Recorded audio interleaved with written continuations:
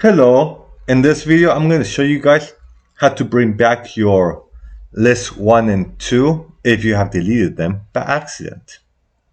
So let's start from the beginning. So the lists are located under the stats or statistics section of the calculator, and then we go to one edit or just press enter.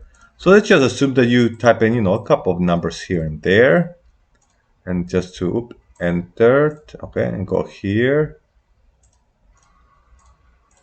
Okay, and then by accident, for some reason, you say, "Oop, let me go and delete this," and no, I didn't mean the whole list. So you say, "Okay, now how do you bring it back your L1?" Or delete, by accident, or these. How do you delete or bring back your list? Well, if you go back to stats, right here in option number 5, which it says Set Up Editor, down, or press 5. It does the same thing, and then press enter. Now that's done. If you go back to the stats, edit, your list is back on. Okay. All right.